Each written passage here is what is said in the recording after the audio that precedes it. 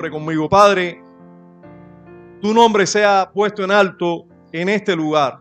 Tú eres digno de toda nuestra adoración y las circunstancias, Señor, aunque dificulten que nos reunamos, que estemos todos aquí a tiempo, que hayan ciertas dificultades, pero Señor, tú debes ser adorado cada primer día de la semana. Señor Jesús, tú resucitaste de entre los muertos y te apareciste a tus discípulos cada primer día de la semana, mostrando el cambio del día de adoración, pero también mostrando que tú debes ser adorado. Tú te presentas de manera especial a tu pueblo en este día. Señor, rogamos tu favor y tu bendición para nuestra reunión, para este primer estudio bíblico, donde calentamos nuestros corazones, Señor, para adorarte a ti. Te imploramos auxilio, te imploramos que vengas, que tú recibas nuestra adoración, pero además que te acerques y nos bendigas, Señor. Bendícenos en Cristo una vez más. Bendícenos preparando nuestros corazones para recibir tu palabra. Bendícenos para recibir la verdad de tu palabra.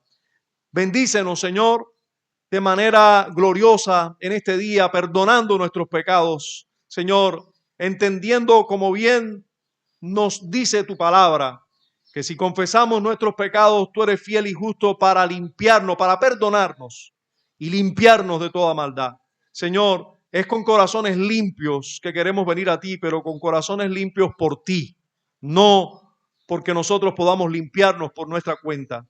Eres tú quien nos limpias. A ti sea la gloria en Cristo. Oramos y damos gracias confiando en que siempre nos escuchas y nos vas a responder con bien. Amén. Bien, después de esta larga oración, producto de la prednisona, vamos a exponernos a un nuevo capítulo de la Biblia, un nuevo capítulo, una nueva enseñanza de la Biblia, pero que miramos a la luz de los maestros históricos, a la luz de los maestros con los que ha gozado el cristianismo. La misma Escritura nos advierte que Dios a su iglesia le iba a dar apóstoles, profetas, evangelistas, pastores y maestros para la edificación del cuerpo. Estos apóstoles y profetas y evangelistas los vamos a tener en las Escrituras, están ahí en las Escrituras, pero los pastores y maestros han continuado a través de la historia. Y Dios ha usado esos ministerios a través de la historia para la edificación del cuerpo. Ha usado los apóstoles, profetas y evangelistas en las Escrituras mostrándonos toda la revelación de Dios, pero ha usado los pastores y maestros para mostrarnos esa revelación, aclarárnosla a nuestros tiempos, predicárnosla en nuestros tiempos. Y esos pastores y maestros han sido movidos por el Espíritu de Dios en los distintos tiempos para hacer resúmenes doctrinales para bien de todo el reino de Dios. Estos resúmenes doctrinales, una de las doctrinas que comprenden son la doctrina de la seguridad de la gracia y la salvación. ¿Puede un creyente estar seguro ya hoy aquí en pleno mundo, en su lucha con el pecado? ¿Puede estar seguro que es salvo? ¿Eso puede ser posible? ¿O solo podemos tener seguridad cuando estemos en el cielo? ¿Es posible que un verdadero creyente esté seguro de su salvación, aun cuando la obra interior del Espíritu es una obra invisible? ¿No será posible que los cristianos descuiden su salvación si son expuestos a enseñanzas como esta? Como por ejemplo, una vez que ya estamos seguros de ser salvos, entonces puede ser que eso haga que nuestra salvación la descuidemos. Bien, vamos a responder a estas preguntas mientras nos expongamos al estudio de las Escrituras, No aceptamos la acusación que hacen por ahí de que nosotros estudiamos la confesión de fe y no estudiamos la Biblia.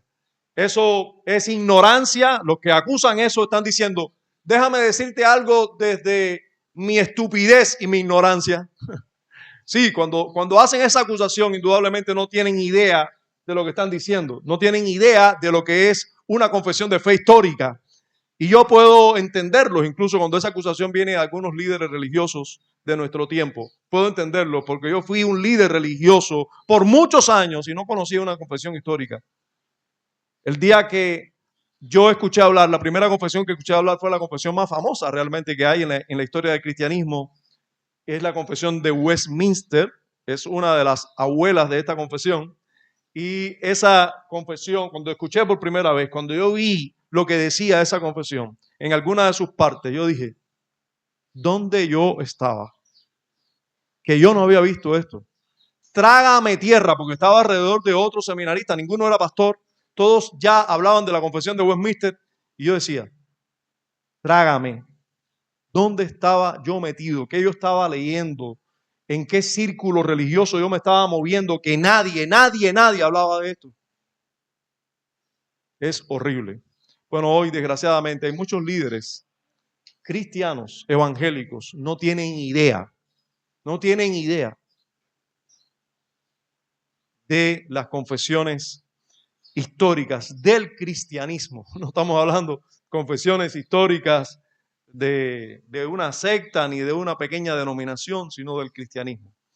Bien, hermano, esas confesiones han resumido muy bien esta doctrina bíblica, la doctrina de la seguridad, de la gracia y la salvación.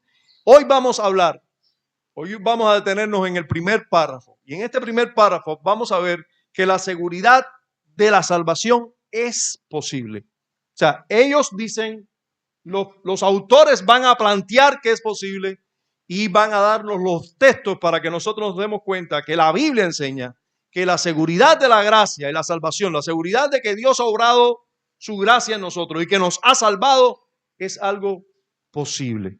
Es algo posible. Vamos a ver lo que dicen, lo que resumen ellos en este párrafo.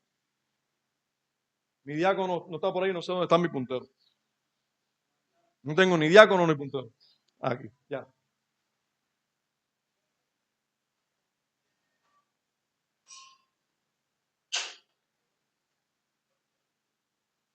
Está difícil sacar el puntero, que es que normalmente ya me habían adaptado a tenerlo aquí atrás. Y ahora me lo pusieron ahí.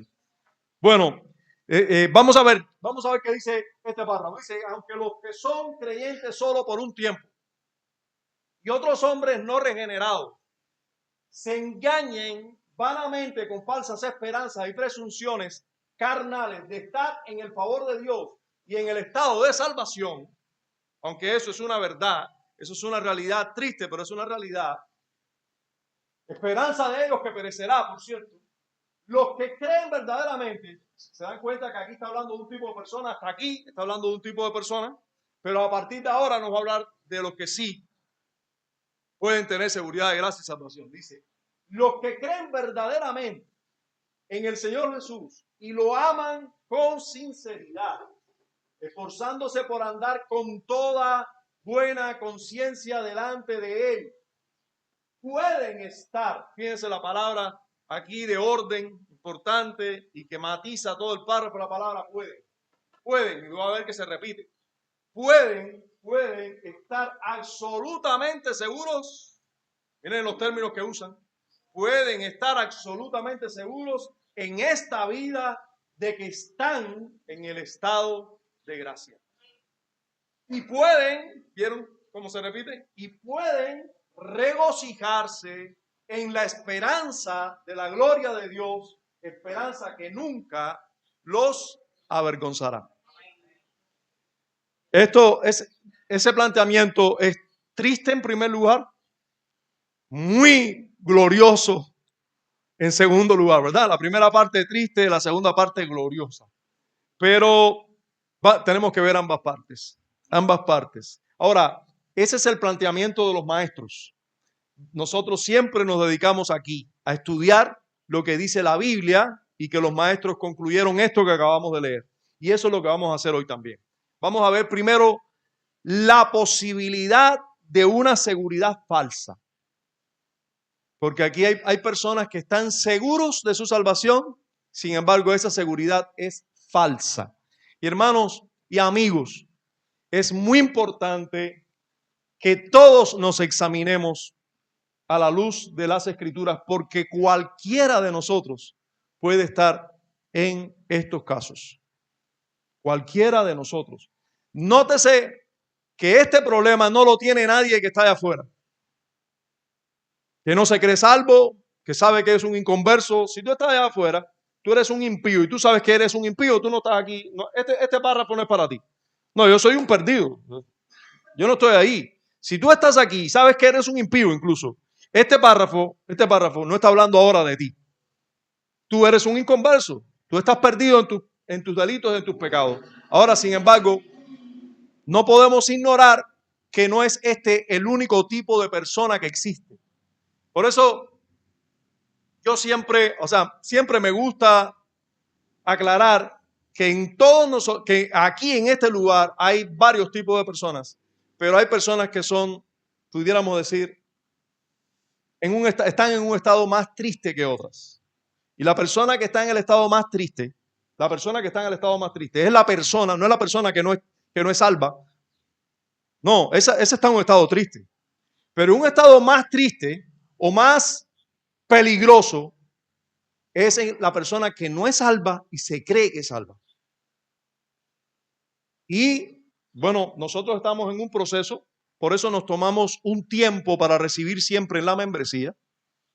Un tiempo que realmente hay una tensión en nosotros como creyentes que a la luz de las Escrituras nos queremos hacer la voluntad de Dios. Hay una tensión porque la tensión es, si hay un verdadero creyente pidiendo la membresía y nosotros no lo recibimos, la iglesia está pecando. Pero si hay una persona que se cree que es creyente y no es creyente y nosotros lo recibimos, la iglesia está pecando. Entonces hay una tensión en el hecho de que nosotros no queremos adelantarnos ni queremos atrasarnos. Pero miren qué importante que se entienda bien verdades como esta para cuando usted solicite la membresía, sea al menos por la seguridad de que usted está en el estado de gracia y salvación. Porque usted ha sido salvado en Cristo. Entonces, si usted pide la membresía en esas condiciones y nosotros podemos ver eso, eso es una felicidad. Pero si usted no entiende muy bien estas verdades, no se examina a la luz de estas verdades, bueno, puede ser que usted sea uno de los engañados. Y vamos a ver, de esa posible seguridad falsa, puede ser que usted tenga una seguridad falsa. Bien, vamos a ver, los autores lo dicen de esta manera, yo sé que ya lo leímos, pero vamos a repetirlo para estar bien fresquecito. Los autores lo dicen así, aunque los que son creyentes solo por un tiempo, ¿dónde me debo poner yo para que ustedes vean? ¿Aquí? ¿Ven? No. ¿Sí? Aunque los que son creyentes solo por un tiempo y otros hombres no regenerados, fíjense, son creyentes solo por un tiempo.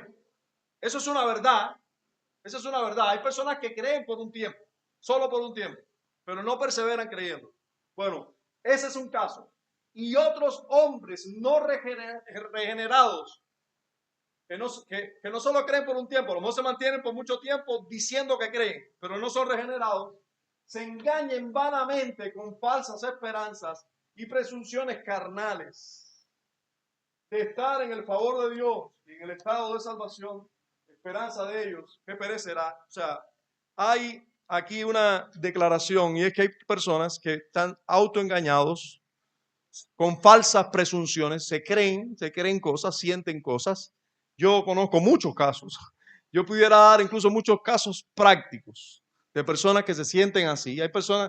Yo conozco personas que están en el mundo ahora mismo, no van a ninguna iglesia, ellos visitan una iglesia una vez al año, pero cada vez que me ven en la calle me dicen mi hermano. Hace rato que yo dejé de decirle mi hermano a ellos, porque te estoy hablando de personas que estuvieron aquí conmigo.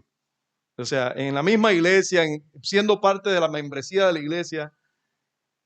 Y yo les hablo por su nombre, fulano, ciclano, esperancejo. Ellos me dicen, mi hermano, donde quieran ver, mi hermano, porque ellos se quieren autoengañar, diciendo que son cristianos. Y tú lo sientas ahí y tú le dices, mira, tú no eres cristiano, un cristiano no, sí, yo sé, pero mira, no, pero yo sí soy cristiano. Quieren creerlo. Pero conozco otros que desde que se les predicó el evangelio dicen, no, tranquilo, si yo soy descendiente de aquí, yo vengo de la raza esta que Dios escogió, yo desde chiquitico, yo sé que yo soy salvo. ¿Cómo es eso?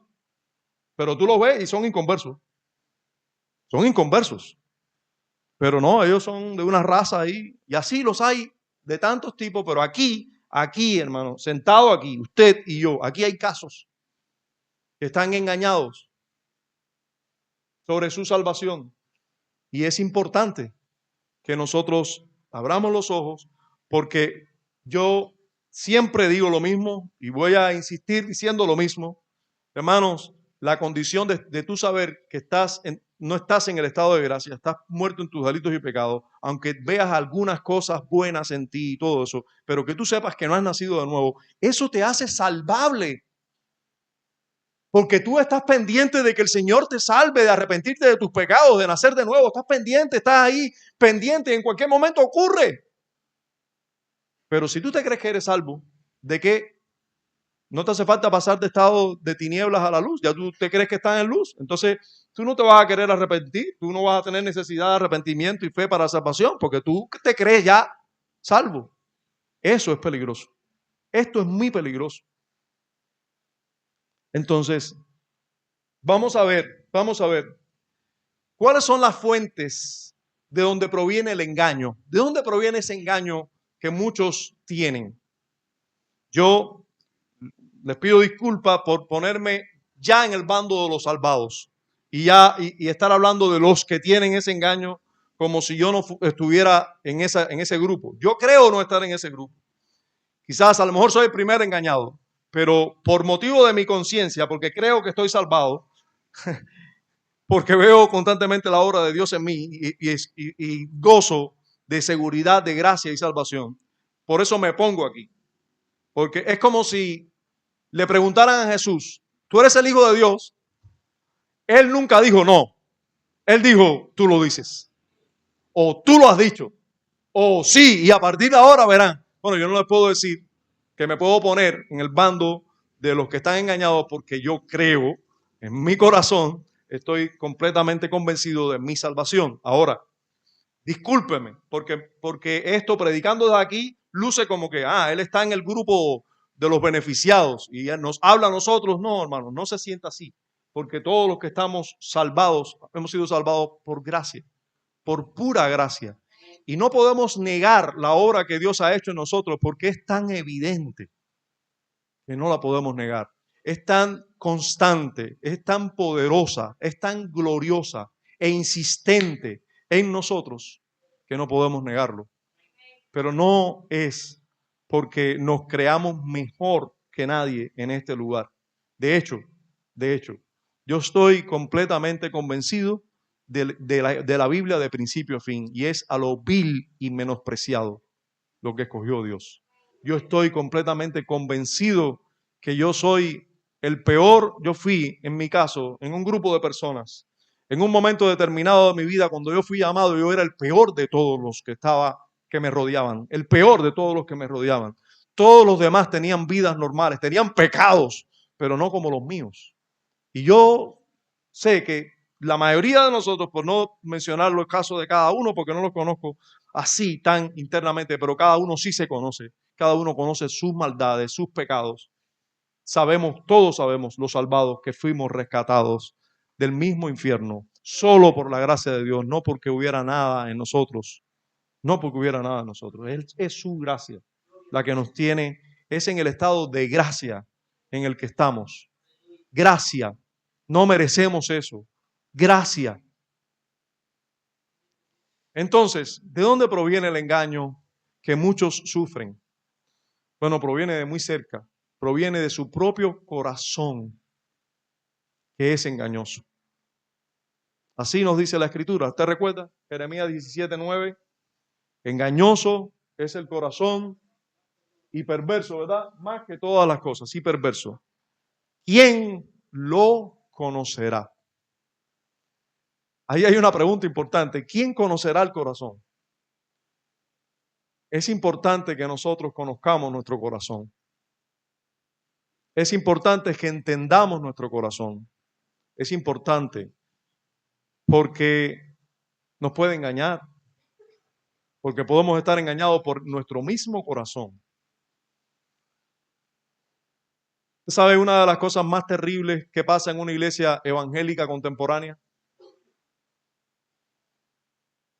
Una de las cosas más terribles que pasa en una iglesia evangélica contemporánea, algunos de los que nos están visitando lo están sufriendo. ¿Usted sabe? Algunos de los que nos visitan recientemente lo están sufriendo. ¿Usted sabe por qué? Porque estuvieron el año que llevan de congregados o de creyentes, los llevan en una iglesia de estas contemporáneas, expuestos a la adoración contemporánea. Y la adoración contemporánea es muy emocional, al punto de que tú estás en un culto de adoración, y voy a usar ahora los términos que se usan en ese tipo de iglesia, en medio de la alabanza o de la adoración, y usted cuando siente esos acordes menores, esos acordes con toque, incluso cuando se está predicando, usted sabe, los pastores muchas veces, por favor, el pianista que suba, o desde que empieza a predicar dice, ni te bajes, quédate ahí. Y entonces está tocando melodías allí de fondo y tú no estás escuchando la palabra de Dios, tú estás escuchando la palabra de Dios con emoción. Y tú estás cantando, pero tus emociones están siendo elevadas a tal punto que tú estás sintiendo que adoras, pero tú no estás adorando. Tú estás sintiendo que adoras. Entonces, si tú llevas toda la vida sintiendo que adoras por medio de un culto que se prepara para eso, para tocar emociones, ¿qué es lo que sucede cuando tú llegues a un culto bíblico? Donde lo que se pretende es que la Biblia te emocione, más nada. La verdad de las escrituras te emocione, más nada. Si no te emocionas por ello, estás embarcado. Entonces, cuando empiezas a cantar himnos patéticamente serios, bíblicos, pero patéticamente serios, no emocionales, tú dices, ay, no sé, aquí falta algo. Yo siento que falta algo, claro. Yo sé que tú sientes que falta algo, tú sientes la medicina, la droga que te estuvieron suministrando por mucho tiempo. Los niños llegan aquí, después de haber estado en otra iglesia, los niños llegan aquí, porque los niños no están nunca en un tiempo así, como tiene que estar ahí Natalia, como tiene que estar Sari, como tienen que estar todos los niños aquí. Cuando llegan por primera vez, mira, convulsionan. Yo sé, de aquí hay testimonio de niños que se enfermaron por estar en el culto. Y después, el otro domingo, eso fue el primer domingo que vinieron, el segundo domingo, rabieta, no quiero ir, me muero, yo me voy a morir en ese lugar. ¿Por qué? Porque ya la iglesia no es ir y me voy con la maestra, tú sabes, ¿no? A jugar y los otros niños. No es en el culto, es expuesto a la palabra de Dios. Y es un tiempo en que tengo que estar tranquilo exponiéndome a lo que dice el pastor, que es la verdad, pero ese tiempo es muy largo, muy largo. ¿Por qué? Estaban demasiado acostumbrados a simplemente seguir sus emociones, solo sus emociones y no lo que tienen que hacer. Pero hermanos, la vida no es emociones. Cuando usted esté delante de un pecado, de una tentación, usted no va a tener un pianito de fondo diciéndote sal de ahí, no te conviene, huye de la tentación, con acordes menores y muy emocionales, ¿no? Cuando tú tienes que respetar a tu esposo y no alzarle la voz, tú no tienes un pianito de fondo ni un acorde menor. Cuando tú tienes que amar a tu esposa el día entero o disciplinar a tus hijos y darle una nalgada bien dada, tú no tienes acordes menores. Pero encima de eso, cuando tú tienes una situación que no hay corriente, no hay agua, etcétera, etcétera, etcétera, tú no tienes acordes menores ahí ni musiquita porque no hay ni música, no hay ni electricidad para poner música. Eso es la vida realmente, pero además la vida tiene cosas mucho más serias, golpes duros. Y no hay acordes menores ni emoción. El evangelio, la verdad de las escrituras, es lo que necesitamos. Nuestros corazones nos pueden engañar. Y es una fuente de donde proviene mucho engaño a nosotros. Pensamos que sí. Por eso también encontramos que hemos vivido un proceso ya en esta iglesia. Y es que han llegado personas que se creían cristianos. Cuando vienen aquí, se sientan en estos bancos y comienzan a exponerse a la verdad, no porque esta iglesia tenga el monopolio de la verdad, no. Esta iglesia es una de las, por la gracia del Señor, tantas en el mundo que han sido sacadas de ese letargo espiritual y de ese emocionalismo a concentrarnos en la sola escritura, en toda su plenitud. La sola Escritura en toda su plenitud. Aquí todo está gobernado por las Escrituras. Mi vida debe estar gobernada por las Escrituras, pero no solo mi vida y la de mi familia, sino también la de la iglesia. Está gobernada por las Escrituras. Como se adora, está gobernado por las Escrituras. Y exponemos lo que dicen las Escrituras, sin acordes menores. Entonces, ¿qué sucede? Que cuando te expones a la verdad, te das cuenta, te expones a que no hay emociones, te das cuenta y dices, bueno, yo lo que soy es un converso. Y hemos tenido personas que sinceramente han dicho, mira, pastor, yo no soy cristiano. Y otros que nos han dicho, mira, pastor, yo estoy revisándome si soy cristiano porque realmente esto para mí todo es nuevo. Lo han dicho con toda sinceridad. Y esa sinceridad, hermanos y amigos, es aplaudible porque lo que sí no debemos aplaudir es la hipocresía. Y que usted se autoengañe y que siga con el autoengaño. Y diga, no, sí, yo soy cristiano, dale. Y te estén engañando a ti mismo. Revísate. Yo creo que el autoexamen en esto es muy importante, que nos examinemos a nosotros mismos, nuestros corazones, todo el tiempo. No el domingo en el momento de la adoración. Recuerda que en el momento todo el mundo dice, hasta los creyentes decimos cosas que después no hacemos. Hasta los creyentes hacemos cosas. Hay una canción que no es precisamente, es una canción de acordes menores, no es precisamente un himno, pero que esta semana a mí ha sido, una constante, y hoy la recuerdo ahora nuevamente. Yo sé que es una canción que quizás han escuchado ya otras veces, sobre todo todos los que venimos del mundo, pero es antigua, es de las que mejorcito, tiene una letra bastante buena, que dice, no basta solo con cantar, no basta solo con decir, no es suficiente solo con querer hacer, es necesario morir. No es decir, no es querer hacer, es morir. Ya moriste con Cristo. Y el asunto de morir es que no solo moriste una vez, es que tienes que seguir muriendo todos los días. Hay un pensamiento de Lutero que han puesto en el grupo ya varias veces que dice, yo pensé que en las aguas del bautismo el viejo hombre se había ahogado, se había muerto, pero me doy cuenta todos los días que el dichoso sigue con vida. Tengo que matarlo todos los días. Pero ¿saben quiénes son los únicos que pueden matar a ese viejo hombre? Los que los hacen por medio del Espíritu. Y esos que lo hacen por medio del Espíritu, hermanos, lo hacen porque han nacido de nuevo del Espíritu. No se puede matar a ese viejo hombre de otra manera. Es por el Espíritu.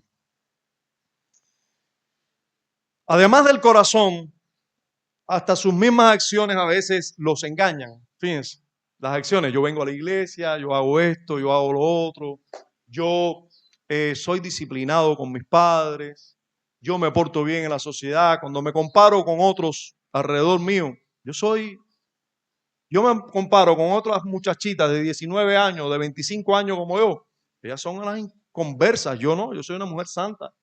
Yo me comparo con otras mujeres de mi edad.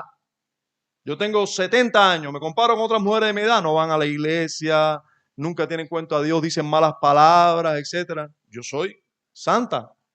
Igual pasa con los hombres de cualquier edad, nos comparamos con otros y decimos, no, nosotros somos santos. Esas acciones pueden engañarnos. Esas acciones religiosas incluso.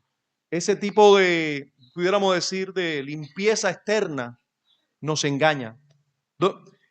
El ejemplo clásico lo tenemos, bueno, en la oración de estos dos hombres, pero antes de eso, decir, vamos a ir por el orden aquí, porque ya quería caer en el caso del publicano y el fariseo, pero bueno, esta verdad nos debe hacer temblar a todos nos debe hacer temblar esta verdad. No todo el que me dice Señor, Señor, entrará en el reino de los cielos, sino el que hace la voluntad de mi Padre que está en los cielos. Muchos me dirán en aquel día, Señor, Señor, no profetizamos en tu nombre y en tu nombre echamos fuera demonios y en tu nombre hicimos muchos milagros. Y entonces les declararé, nunca os conocí, apartados de mí, hacedores de maldad. Ahora, es importante, todos estamos conscientes de una declaración de ese pasaje que es escalofriante. Muchos me dirán en aquel día, en el último día, en el día ya de apartar las ovejas de los cabritos. En ese día muchos dirán, Señor, Señor, en tu nombre, Señor, Señor. O sea, esto se trata de personas religiosas. Esto se trata de personas que creían en Jesucristo. Le dijeron al Señor, Señor, Señor, nosotros en tu nombre. No estamos hablando aquí de todos los que practican el budismo que van para el infierno. No estamos hablando aquí de todos los que practican el judaísmo y no creen en Jesucristo que van para el infierno. No estamos aquí los que practican el Islam y estamos hablando de millones y millones de personas. Millones y millones. No estamos hablando de aquí de personas que tienen otras religiones, que nosotros sabemos para dónde van. Estamos hablando de aquí de personas que se dicen cristianos, que están dentro del cristianismo reconociendo que Jesús es el Señor y que lo dicen.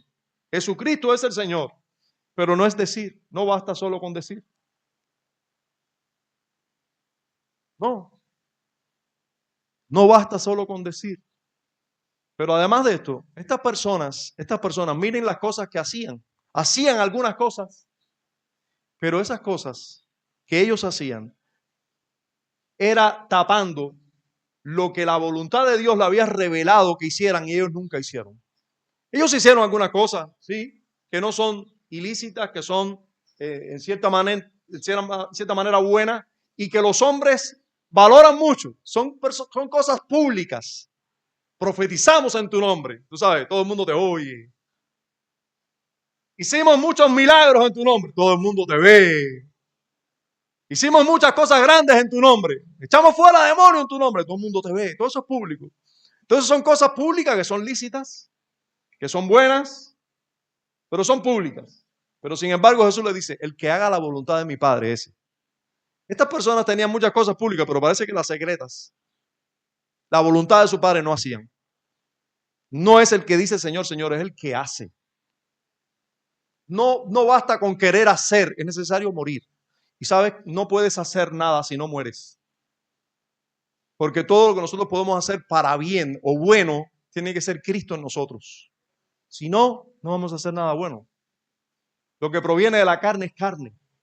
Nosotros necesitamos morir para lograr amar a nuestras esposas, para lograr disciplinar a nuestros hijos, para lograr adorar a Dios todo el día, para poder hacer pacto con nuestros ojos, para poder hacer pacto con nuestra mente. Todo eso tenemos que hacerlo en el poder del Espíritu, muriendo día a día. Entonces, muchos van a decir, Señor, Señor, y sus acciones son las que lo van a engañar. Señor, nosotros hicimos esto. Nosotros te creíamos en ti, decíamos que creíamos en ti, te confesábamos y hacíamos cosas que todo el mundo vio que nosotros hacíamos. Sí, pero es que yo te conozco en lo íntimo y yo sé que tú no hacías la voluntad de mi Padre. Tú no la hacías. Nunca te conocí, tú nunca naciste de nuevo. Tú nunca te arrepentiste verdaderamente de tus pecados, tú nunca te encontraste conmigo personalmente, nunca te conocí. Mire cómo Jesús le dice, y hermano, y si Jesús le dice esto, olvídense de eso, que ellos eran eso, apartados de mí, hacedores de maldad. Públicamente tenían muchas cosas que los engañaban a ellos, fíjense, ellos podían engañar a muchos, pero el problema de esto no es que engañaban a otra gente, eso pasa, tú me puedes engañar a mí, puedes engañar a mucha gente por mucho tiempo, pero lo peor de eso no es que me esté engañando a mí mismo, es que te está engañando a ti. Eso es lo más difícil. Esa lengua la saqué también por la prednisona. Esas son cosas que la prednisona hace. Ya la doctora me dijo que iba a hacer mucha bobería aquí. Nunca os conocí. Son hacedores de maldad.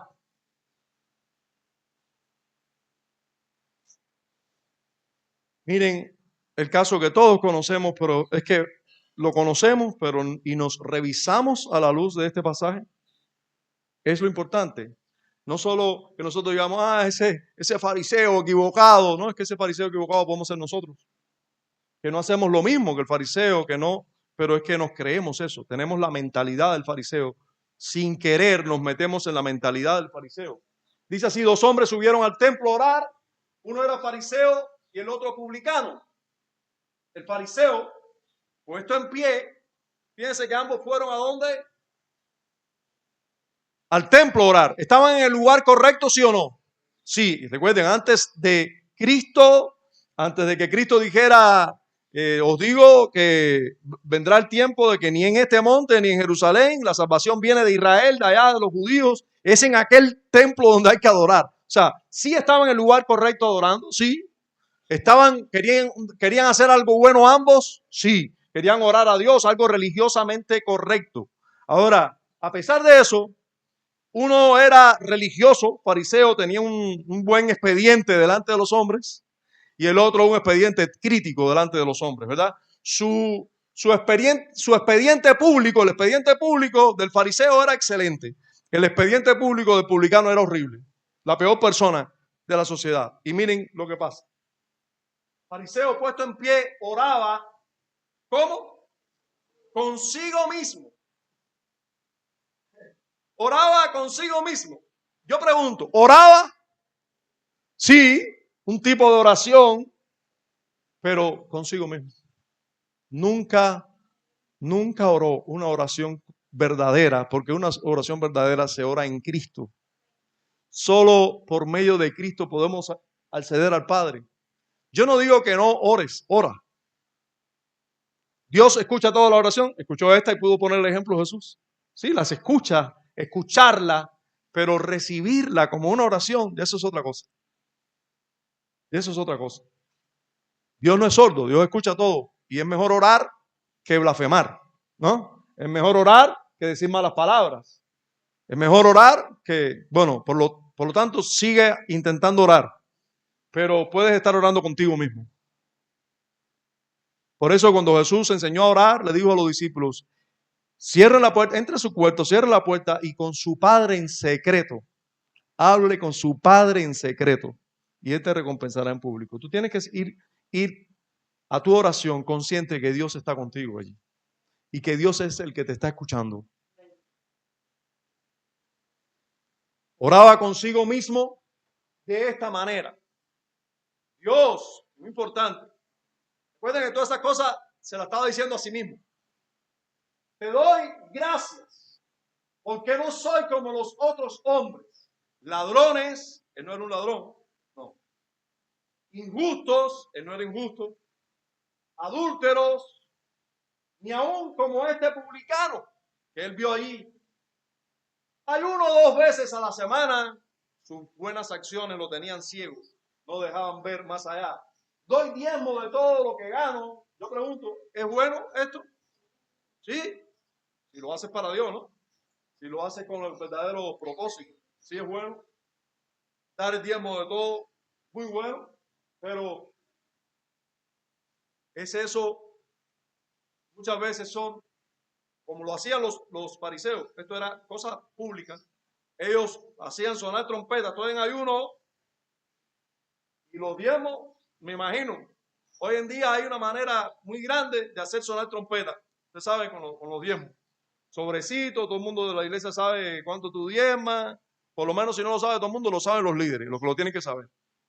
Y en esos casos yo he visto personas que se han acercado al pastor y le han dicho, pastor, usted la tiene cogida con mi hijo, no lo deja que participe en el grupo de alabanza y adoración. Y usted recuerda todo lo que yo diezmo aquí. ¿Así? ¿Usted cree que eso no ha pasado? Eso ha pasado muchas veces. Muchas veces. He escuchado yo testimonios de eso. Varios.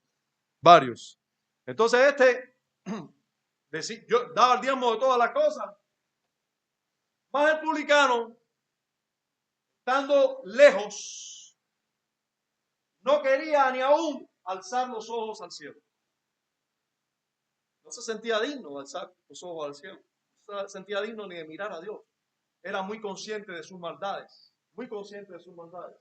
Sino que se golpeaba el pecho fuertemente, diciendo, Dios, sé propicio a mí, pecador. No tengo tiempo para explicar todo lo que quiere decir ser propicio, pero este hombre estaba diciendo, yo soy un miserable, un pecador. Yo merezco tu ira. Sé propicio, cubre esos pecados, por favor, cúbrelos tú. Yo soy un pecador, es lo único que puedo decir, Dios. Yo soy un pecador.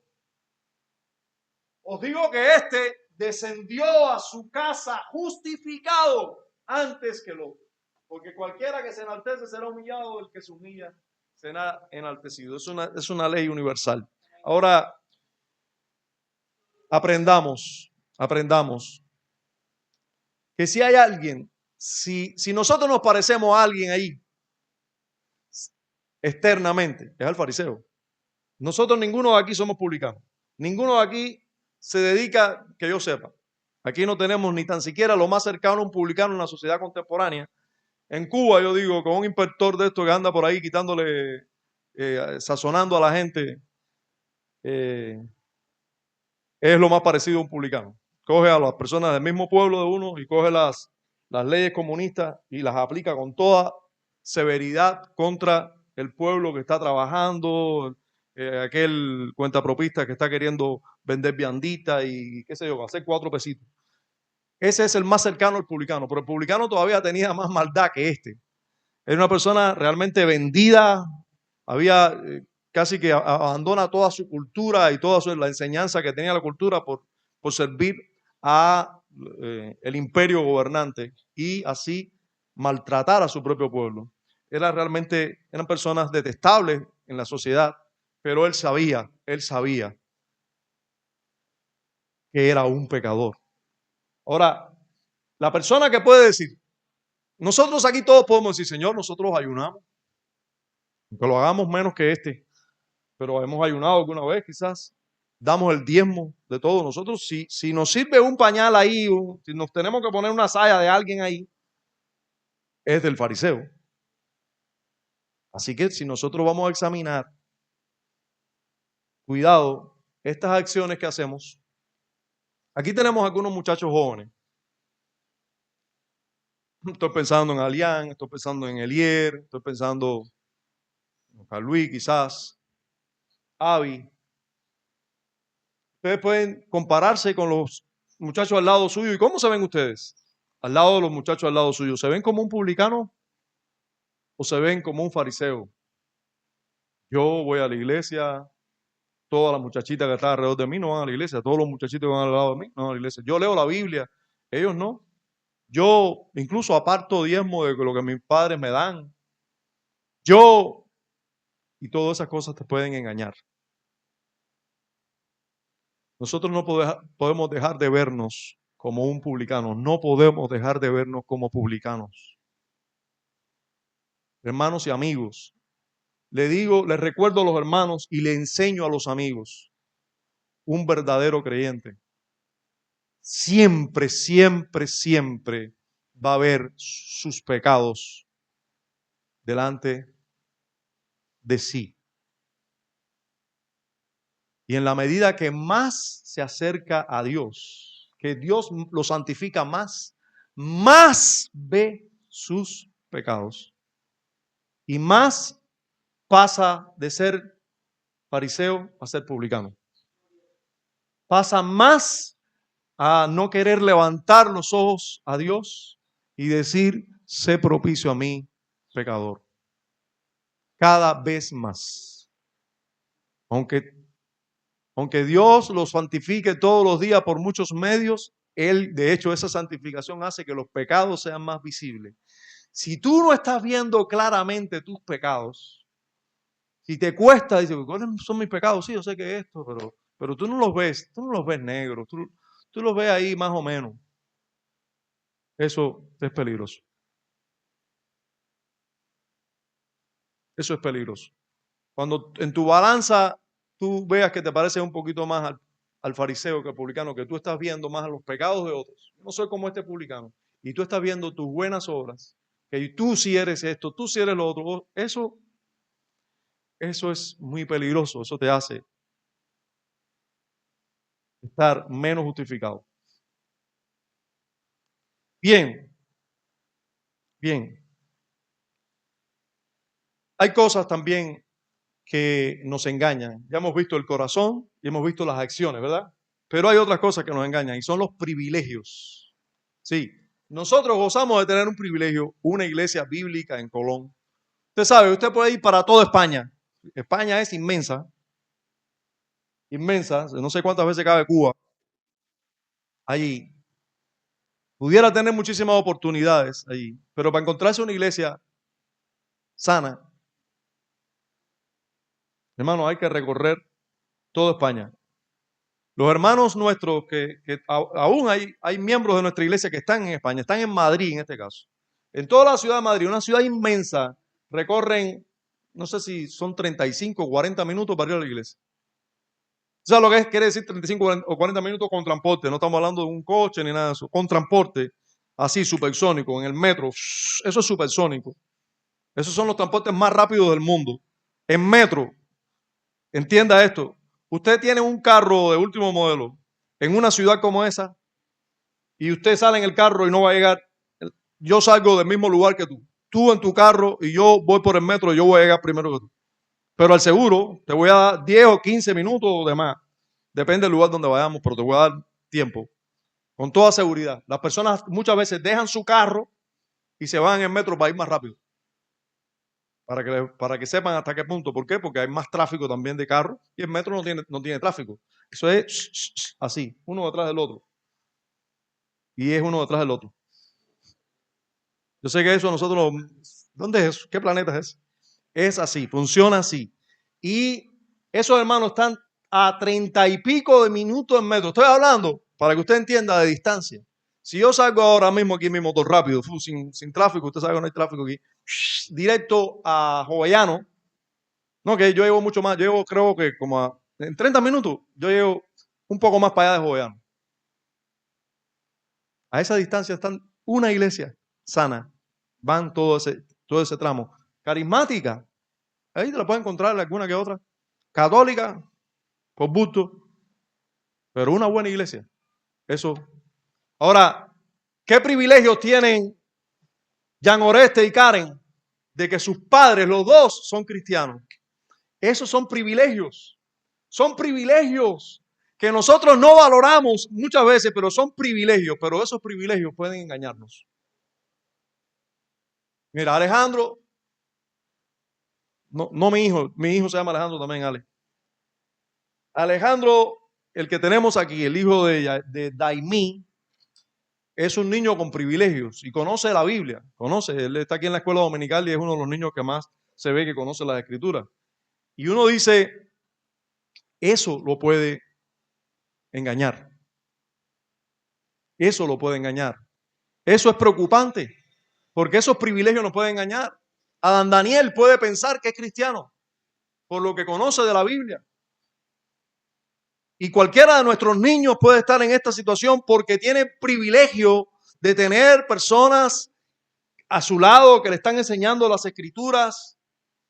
Eso se vivió en el tiempo bíblico y Jesús nos advirtió. En Juan 8:41 dice, vosotros hacéis las obras de vuestro Padre. Entonces le dijeron, nosotros no somos nacidos de fornicación, un Padre tenemos que es Dios. Esos son los israelitas.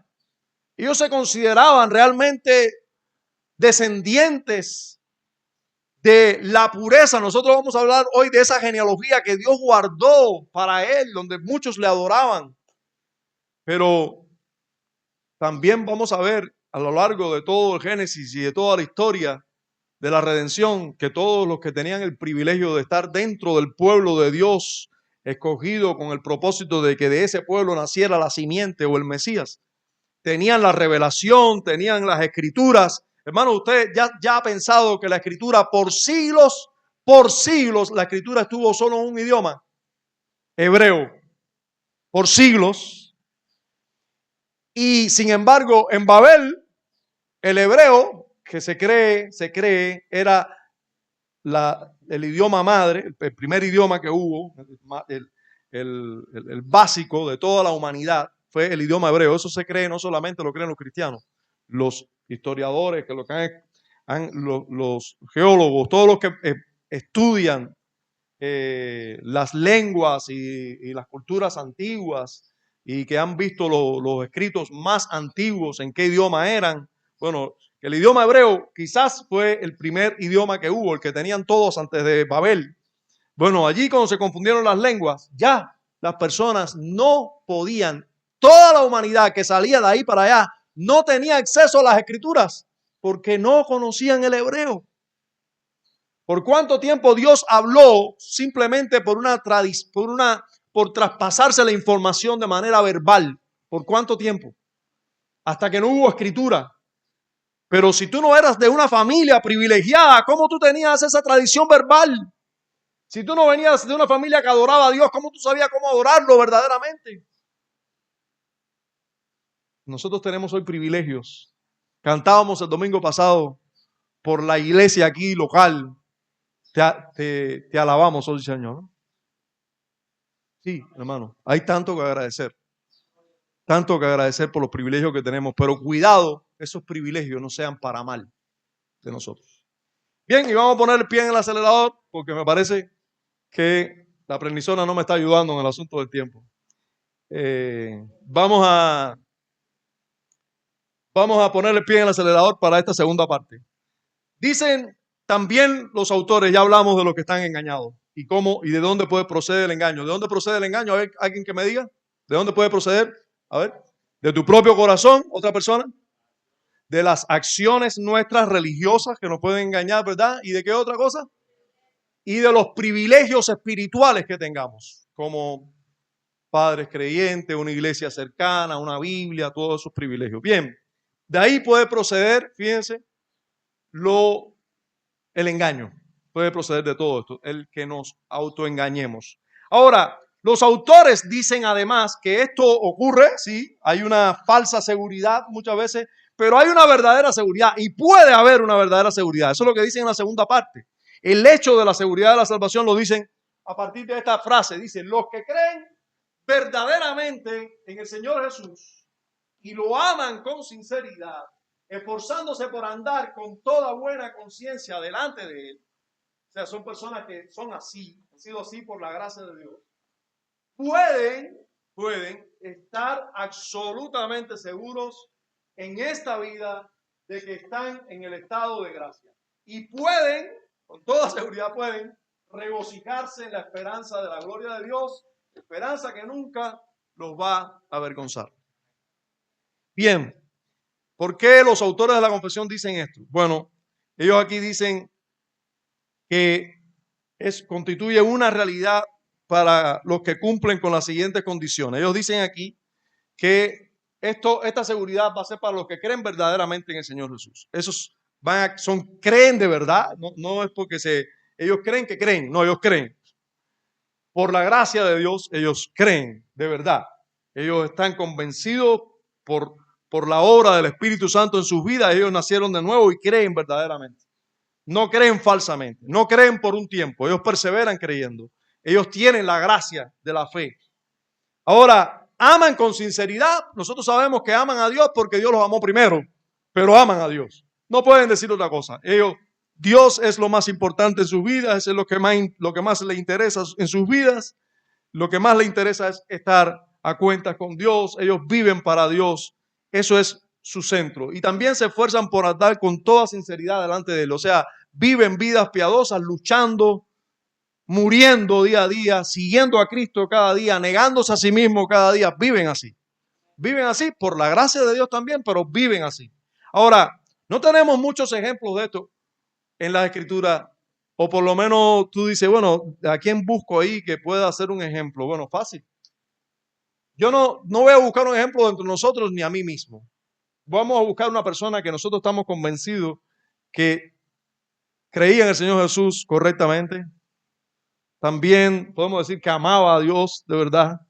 Y también podemos decir que se esforzaba diariamente por andar delante de Dios con una conciencia tranquila. Ese fue el apóstol Pablo. El apóstol Pablo. Entonces, vamos a ver, ¿Pablo estaba seguro de su salvación?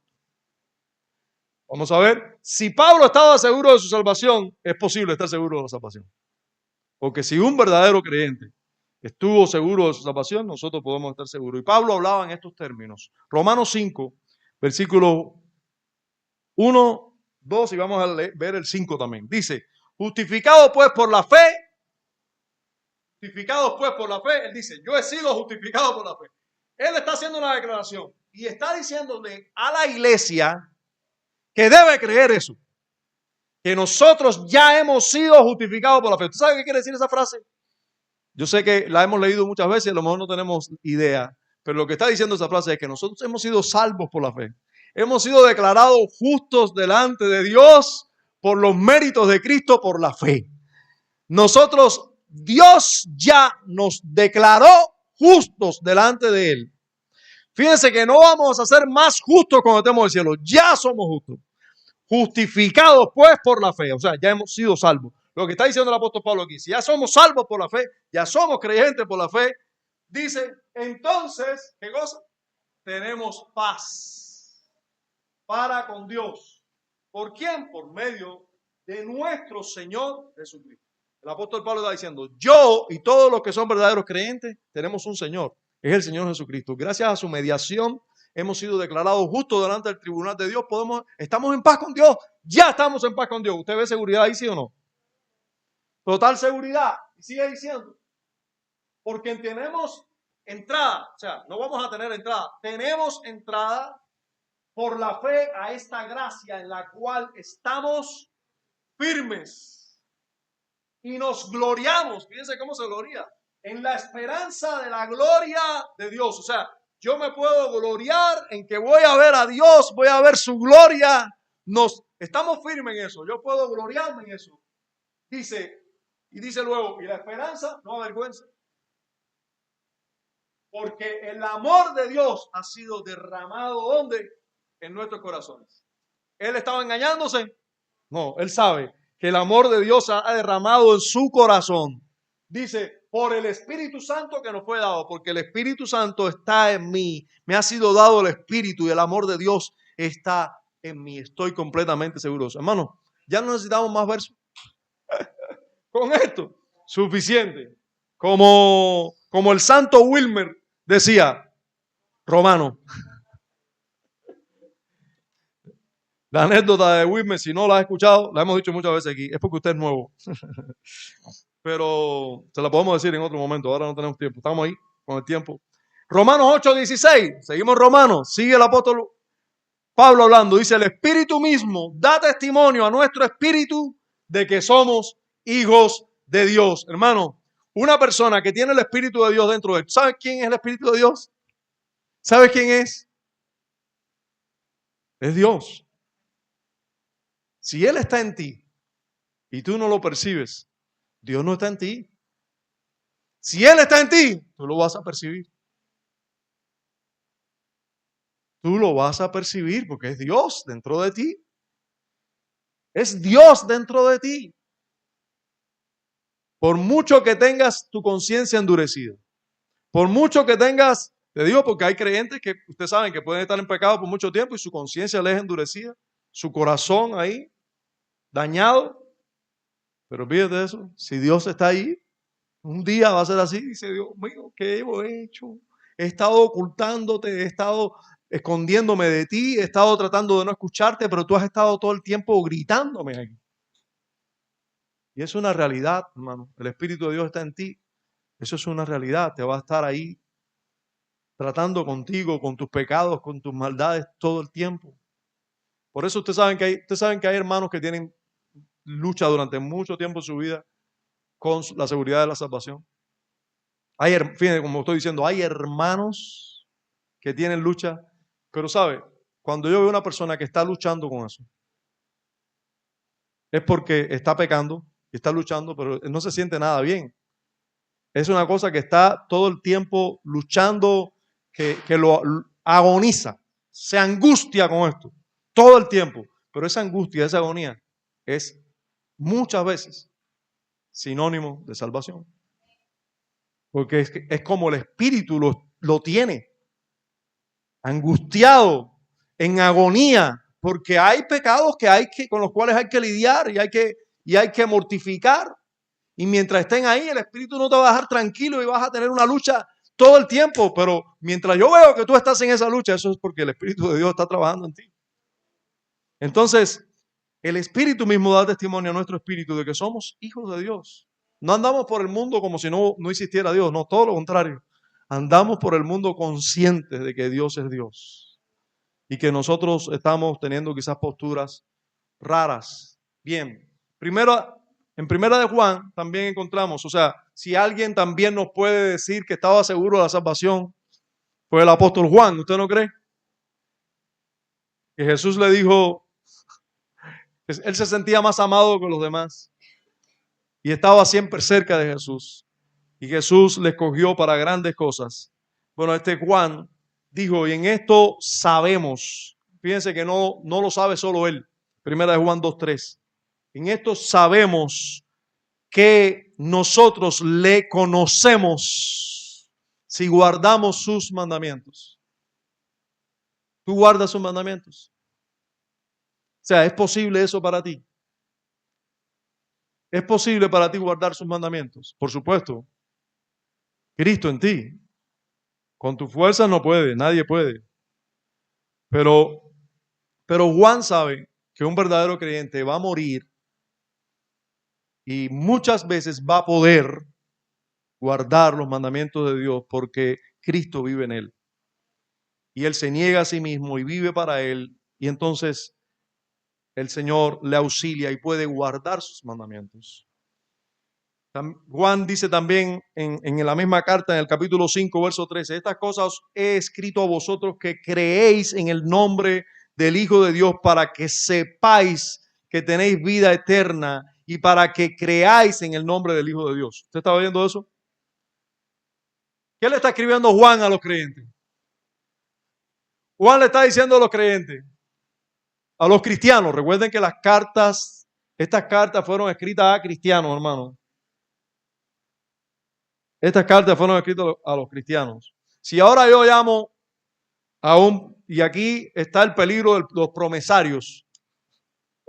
Peligro de los promesarios que nosotros tenemos en casa, que nosotros no, déjame quitarme el listado de eso, que algunos por ahí tienen en casa. Esos promesarios que tienen todo tipo de promesas ahí. Y llamamos al tío Juan, a la primita Mrs. Lady, y le decimos, oh, una promesa para ti ahí. Imagínate que hay Mrs. Lady, que es, como desgraciadamente muchas, nada, una muchacha buena, ella está en la universidad, ha tenido 7 novios, con los 7 se ha acostado, aparte de otros más que se ha acostado que no fueron ni novios, pero es una muchachita buena, seria, está estudiando en la universidad, está casi en 5º año ya. Y You Mrs. Lady saca esta promesa. Estas cosas os he escrito a vosotros que creéis en el nombre del Hijo de Dios para que sepáis que tenéis vida eterna. You Mrs. Lady se queda así y dice, yo tengo vida eterna y soy un hijo de Dios. Voy a seguir con mi vida porque Dios me dijo que esta cosa me la escribe para que sepa que yo soy hijo de él, hija de él, y que sepa también que ya tengo vida eterna. Así que yo voy a seguir con mi vida y cuidado venga alguien a decirme lo contrario. ¿Viste lo peligroso de un promesario? Y ahí, como hay tan mala teología, los mismos que tienen promesarios tienen una teología pésima y dicen, mira, eso es palabra de Dios para ti, olvídate de eso. Eso Dios te lo dijo, que Dios te dijo que, mira, espérate, vamos a orar para que coja otra promesa, vamos a orar. Y entonces todas las promesas son para hijos de Dios, pero ellos se lo dan a cualquier inconverso. Miren ustedes cuánto mal se está regando cuando hay falsa doctrina, cuando hay una enseñanza torcida de la verdad. Y eso es exactamente la obra de Satanás. Exactamente la obra de Satanás es. Con que Dios dijo que no comamos, no puedes comer de los sapos de vuelta. Eso es torcer la verdad. Esa es la obra de Satanás. Nosotros tenemos que saber que toda la escritura, la mayoría de las cartas del Nuevo Testamento, toda la escritura se escribe para todos los hombres, pero se debe uno entender a quién se le escribió. Para todos los hombres, pero a quién se le escribió. Yo puedo leer la carta de Juan como siendo un inconverso, pero a quién se le escribió. Tengo que partir de ahí. Juan le escribe a la iglesia. Entonces yo tengo que saber que eso que se le dice ahí es para los cristianos. ¿Ya? Entonces, si yo me vuelvo un cristiano, eso puede ser una promesa para mí. Si yo nazco de nuevo, puede ser una promesa para mí. Pero de lo contrario, tengo que leerlo como una carta de un apóstol a los cristianos. ¿Ya? Y a los cristianos se les dice, estas cosas os he escrito a vosotros que creéis en el nombre del Hijo de Dios, para que sepáis que tenéis vida eterna, no temporal. No una vida, mientras tú te portes bien vas a tener vida. No, ya tienes vida eterna.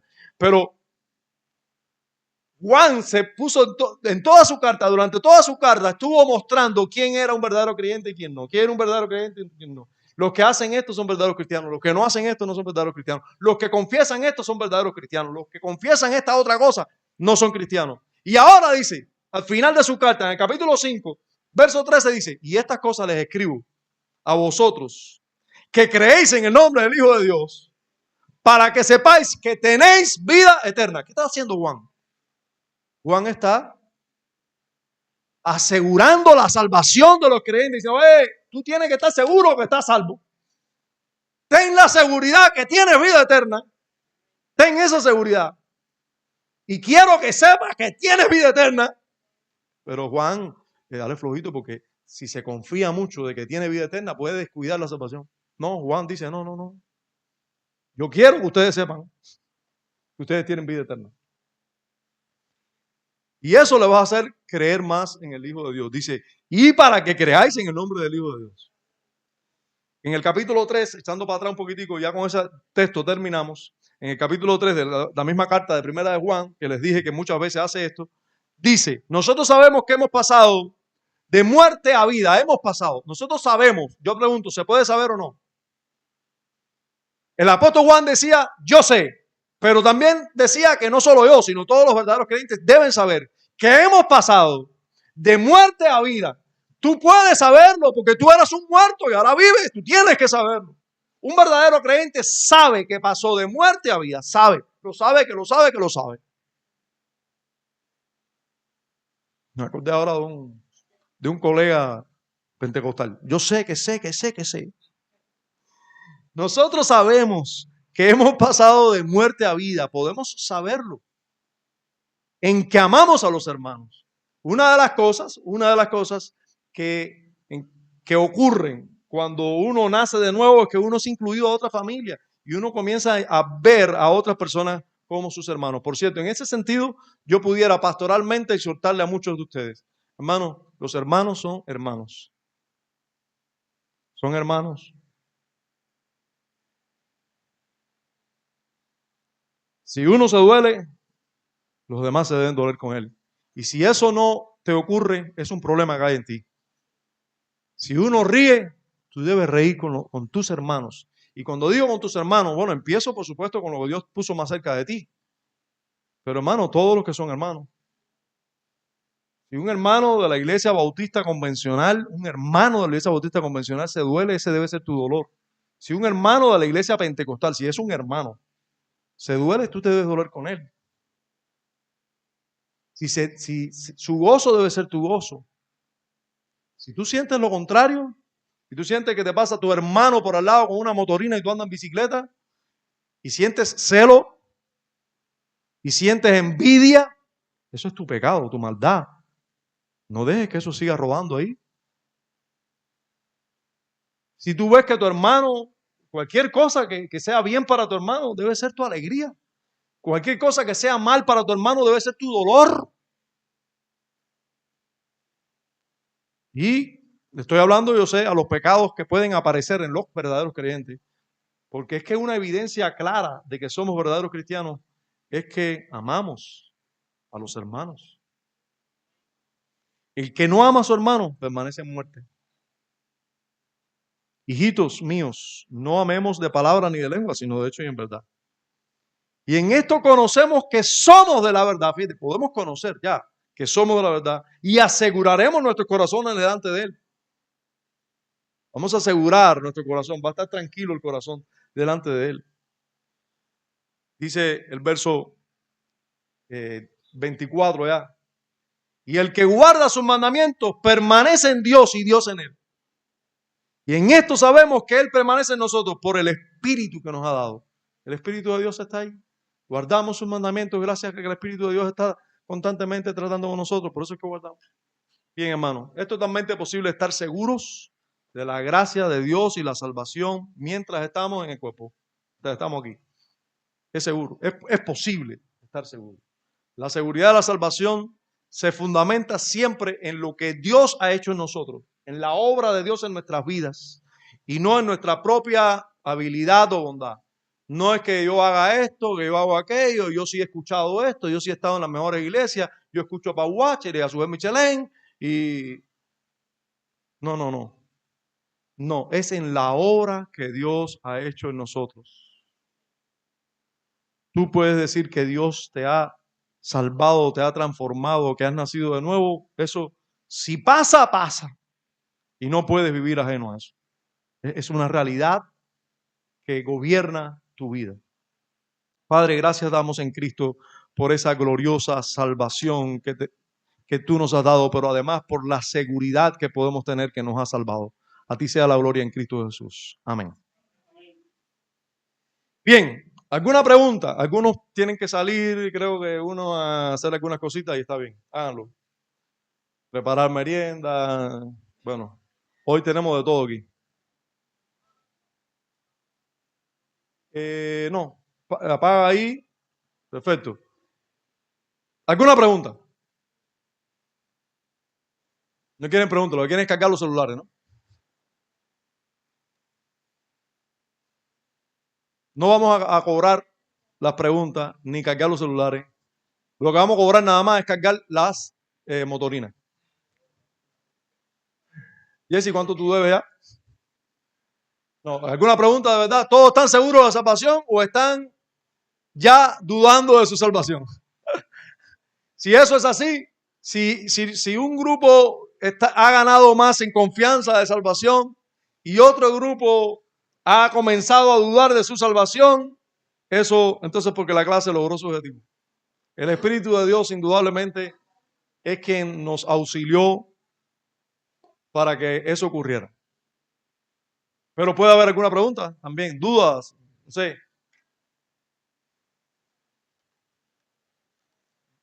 ¿No hay? Perfecto. Entonces vamos a orar, vamos a despedir este tiempo y también todo el que quiera, por lo menos por un ratico, creo que vamos a dejar la planta puesta porque hay que hacer algunas cosas con la planta. Así que póngalo un poquito. De todas maneras, en el culto vamos a ponerlo otra vez. Si usted ve algún espacio de algún tomacorriente, todos los tomacorrientes no tienen electricidad. Les doy información general que, bueno, quizás se puede quitar en este tiempo algún ventilador y poner algo más. Pero hay cables que sí no se pueden quitar. Pregunte, porque hay cables que no se deben quitar. Padre, gracias damos en este tiempo que nos has acompañado. Señor, tu fidelidad es inmensa. Gracias, Señor, porque a pesar de nosotros, tú nos hablas, tú nos bendices, tú nos concedes estos grandes privilegios. Te rogamos ahora que nos bendigas en el tiempo de comunión, de merendar juntos y que sigas preparando nuestros corazones para adorarte a ti como debemos. En Cristo oramos y damos gracias. Amén. Vamos a intentar, a pesar de todo lo que estamos viviendo novedoso aquí, vamos a intentar estar a las -20 sentados ya para comenzar el culto. Vamos a intentarlo.